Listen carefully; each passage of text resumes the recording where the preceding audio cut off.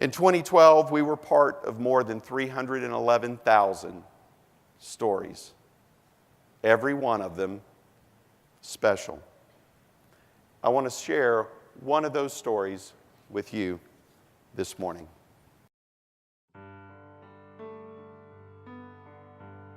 I first learned of my heart disease when I had my exit physical getting out of the military. I was diagnosed with idiopathic dilated cardiomyopathy, and at the time I was told that it could lead to a heart transplant someday. I got treatment at the local VA hospital for 9 years.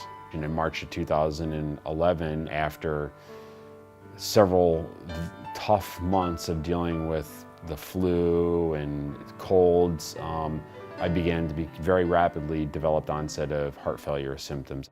I met Peter just 3 or 4 days before he had his LVAD implanted. He came to us in severe cardiogenic shock and also in, I think, just a state of shock. They couldn't find my blood pressure basically, and they admitted me. And after they did some blood work and other tests, they came back and said that my EF was 5, that basically my heart wasn't moving. I was in profound heart failure. And so they put a swan catheter in me and an interaortic balloon pump and transferred me down to Abbott Northwestern, where I was also told that I had liver, kidney, and GI tract failure on top of heart failure, and that if I'd stayed at home another 4 hours, I would have died. And so we had to discuss these advanced options to him on a quick basis. And so it was very shocking for him. It was very shocking for his family. As I was sitting there bleeding, I reached my weakest point. This is a misery that you cannot fathom, and I had to accept it. I thought having the LVAD gave me the best shot to have the greatest longevity in my life, and that's how I made that decision. Alina's approach to the LVAD is a team approach. We have 6 cardiologists and soon to have 3 cardiovascular surgeons. The specialty care perfusion group helped us as we increased our population and increased our numbers of destination therapy patients, and therefore became an integral part in the operating room as we performed more and more LVAD implants. My experience with the specialty care perfusionists has been outstanding. So as VAD coordinators, we're the ones who actually start the LVAD pump. And when we do start the pump, as we're doing that, we are key players with the perfusionists as to how much flow we're getting through these patients. So as I'm going up on my pump and they're going down, are we adequately allowing the heart to fill? Are we adequately perfusing this patient? And a good communication between team members it's imperative to a good outcome. Now that I've gone through this experience, I feel more emotionally, physically, intellectually, spiritually healthy than I've ever felt in my life. I'm a national fitness instructor at the YMCA. I do competitive road races when I have the time to prepare for them. I did the Minneapolis Duathlon this past summer. I teach cycle at the YMCA. We're doing the Insanity workouts. And in fact, if you were to go over there and ask my kids, they would tell you that Bionic Daddy is way cooler than Sick Daddy was. Being an LVAD coordinator is a special nursing that I really never thought I would be blessed to be a part of.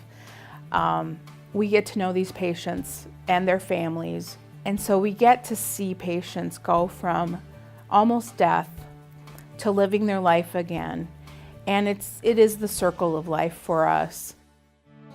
Try getting your head around the fact that I've got a foreign body in me that is pumping my blood and keeping me alive. I mean, think about that. This is a miracle.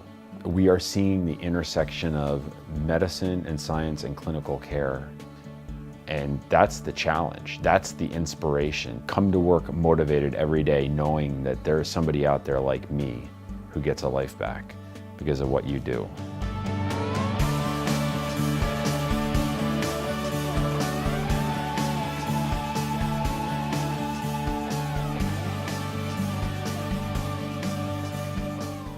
This is a remarkable story of just one of the lives that we've touched. It's a story about a remarkable patient and a remarkable family, a remarkable group of physicians at a remarkable hospital, supported by a remarkable group of specialty care Associates. It's a great story. I'd love to tell you the story myself, but I think it'd mean a lot more if you just heard the story directly. So please help me give a very warm specialty care welcome to our patient, Mr. Peter Quimby, his wife, Heidi, and his children, John and Paige. Peter?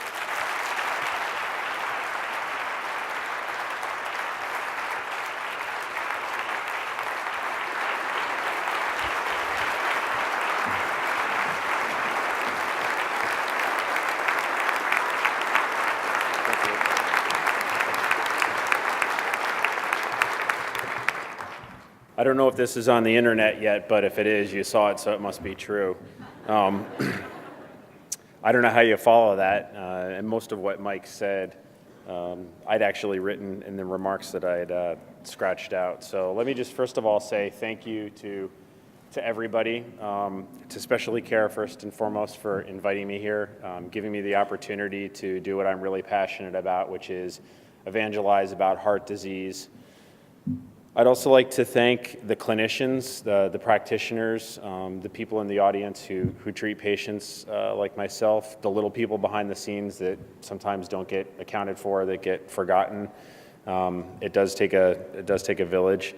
And lastly, I'd like to thank my family who's here with me and who had the opportunity to join me. One of the most popular questions when people talk to me about what I'm going through or what I've been through is, what does my family think? How do my kids deal with it? How has my family dealt with it? And that's a very important part of the story, and one that I think sometimes people forget, because while this impacts me, I'm part of a larger unit, my family.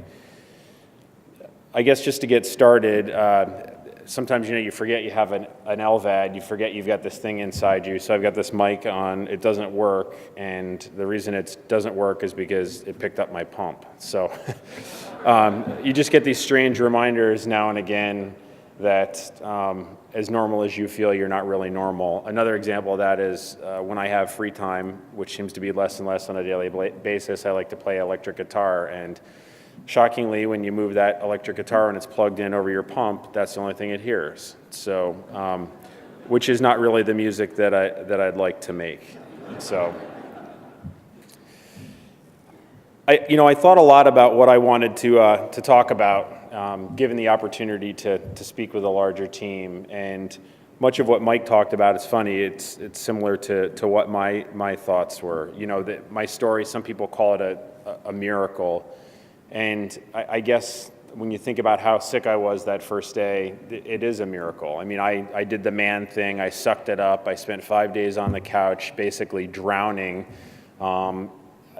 gasping for breath. That morning, Heidi came down because I was sleeping on the couch, and I was a monster. I attacked her, and I said, you either need to call an ambulance or you need to take me to the hospital. And she said, well, we'll get the kids on the bus and I'll take you to the hospital. And I quickly went upstairs and shaved and showered, because I wanted to look good. And when I was that sick, you saw a reference in the video that my blood pressure, they couldn't find it. They took it 3 times and they triaged me at Mercy Hospital. It was 50/30. And they immediately whisked me into the back. And the nurse that came in, he looked like Bull from Night Court, and he just came in and he said, you look sick.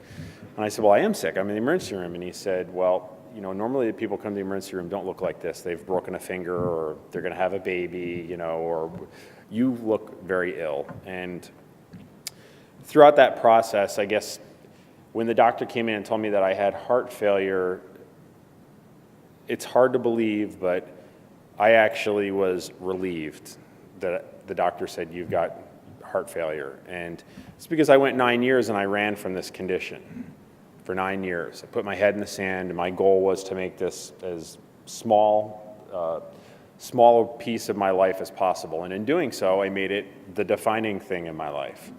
And it literally nearly cost me my life, nearly cost me my marriage, my family. I believe I had PTSD. And it took me nearly dying to look the tiger in the eye and to confront this. The story that I tell, and the doctors talk about this, is 1 in 2 men and 1 in 3 women are going to deal with cancer at some point in their life. I don't think anybody really sits around and thinks about that. I certainly don't. I mean, I'm a man, so I'm in the 1 in 2, it's 50%. You just don't spend any time thinking about it. And I certainly thought that by ignoring the fact that I might need a transplant, I was really not going to think about it. Well, the reality was it destroyed my life. That's not the story.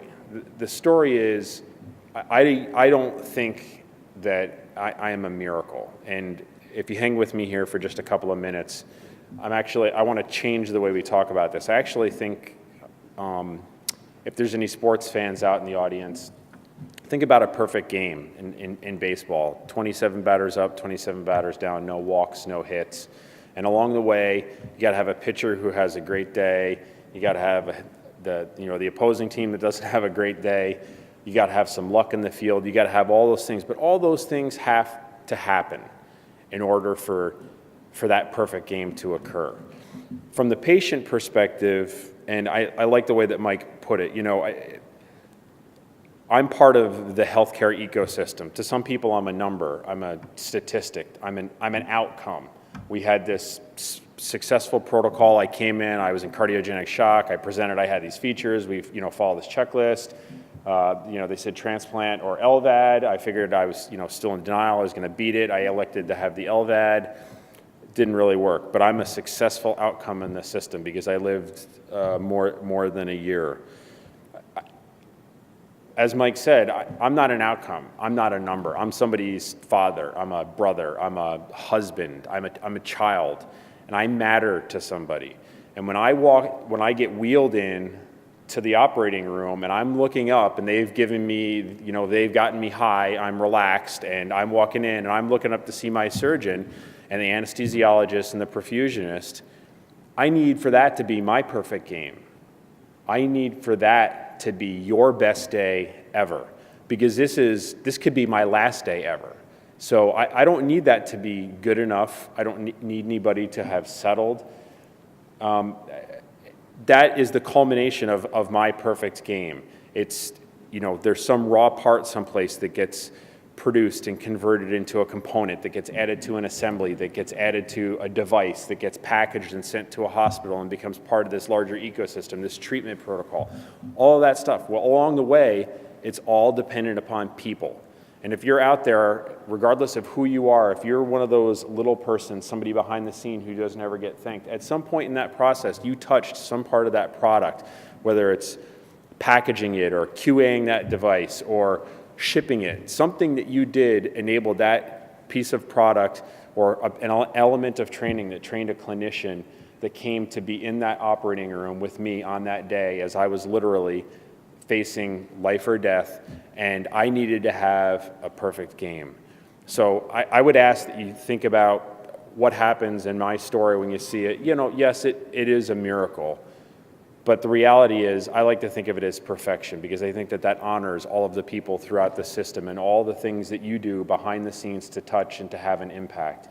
It's exciting to me to come in here to see people who actually worked on my case or people that I passed in the duathlon. It should be noted we're already training for this year, so good luck. It's interesting to see people because at that moment, I don't know what I'm facing. I'm in a surgical gown, I've got multiple IVs hanging out of me, and I'm being wheeled in, and I'm looking up at a team of people that are going to basically save my life. And it's frightening, and I need to know that everybody there, it's game day for them, because it's game day for me. So that's the first message. The second message is, I don't believe in this process. Being young, being otherwise healthy, not having any risk factors for heart disease, I don't believe that I'm a victim in where I'm at. I wouldn't wish this upon anybody. It's not anything that I signed up for. And honestly, if I tried even at all, I could probably dig up some feelings of resentment. But that's just not productive. It's a choice that I had to make. I'm not a victim in this process. And so every day, my goal is to not just in word, but in action demonstrate that heart disease is not a death sentence, that it's not stopping my life, that in fact the life that I have today is more fulfilling, it's more enriching, it's more enjoyable every day than the 9 years of the hell that I experienced prior to my failure event.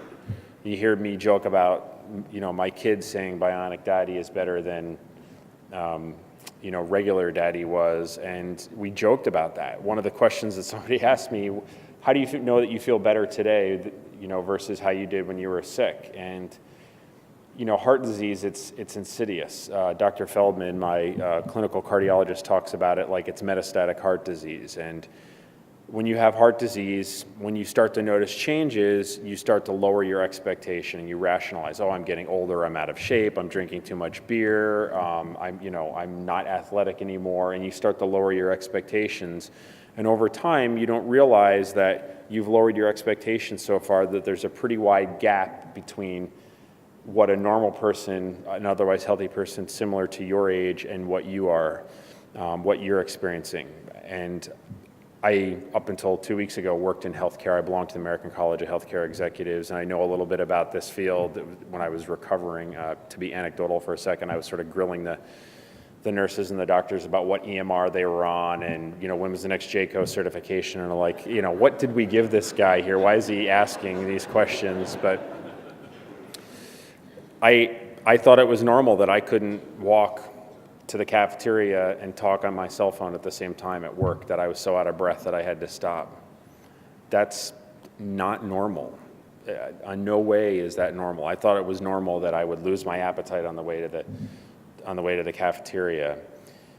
You lower your expectations over time, and you don't realize that. And then you have this event, it destroys you, it dehumanizes you, and then you come out the other side, and it bothers me when I hear people say, oh, you're so young, or you can just see the pity in their eyes. I'm not a victim here. Again, I wouldn't wish this on anybody, but every day that I have, I'm healthy, I'm here because of something that some of you here in the audience either directly or tangentially impacted the treatment protocol for myself and the clinicians at Abbott Northwestern and my family. Who we are and why I'm here is because I envision a future where we're not just talking about how do we treat people in a palliative way or after they've got heart disease. That doesn't excite me. It's how do we prevent heart disease?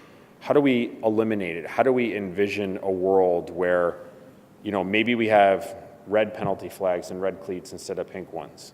And, I say that tongue in cheek. It's sort of my personal crusade. I mean, for those of you that have seen my blog, I rant sometimes that breast cancer gets so much attention. And, let's be honest, when I'm transplanted, cancer is most likely in my future.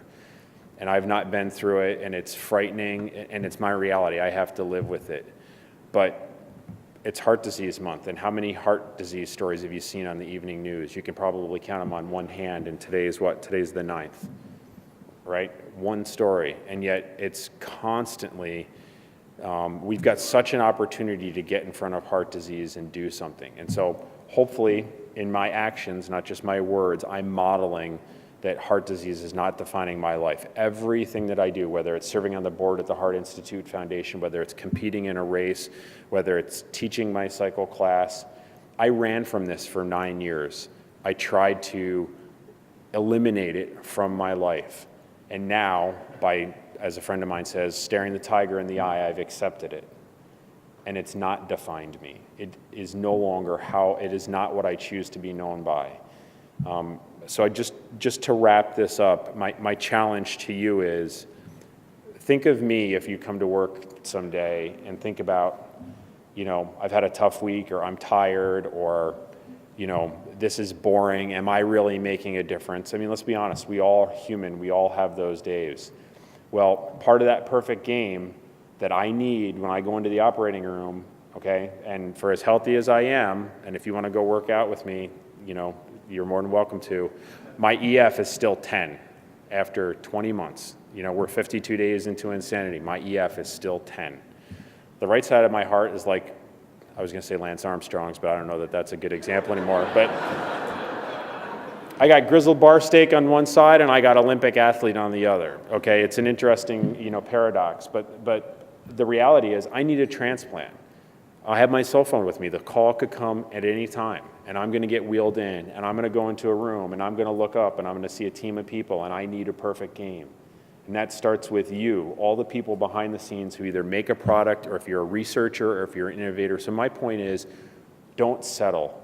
What we're doing today is I'm a technologist, I work information systems. If we're selling it in the market today, it's already obsolete, right? I mean, it's a commodity. What I'm concerned about is what's out there, what's 2 years down the line. My blood type is O, I'm tall, I'm young, so I could have a long wait. That's great, I'm okay with that, because maybe I get something that hasn't been invented yet, that the FDA hasn't approved. Don't ever stop, don't ever settle. I feel like Jim Valvano, but it's an incredibly powerful speech. Don't ever give up. Because there is somebody out there like me whose life, I have a 9-year-old boy, I have an 8-year-old girl. Who knows, this could be in my family. So you're not just touching me, you're not just touching my parents, you're also touching my kids too. Don't ever give up, because the value is in not what's out there today, it's what's coming tomorrow. So with that, let me just say thank you very much to Specialty Care for giving me the opportunity to be here. Thank you, everybody out here, for what you do on a daily basis, for making an impact in my life and for giving my family, me, back. It's been a distinct pleasure to be down here, to be hosted by you all, and I hope that I get a chance to meet all of you while I'm here. Thank you very much.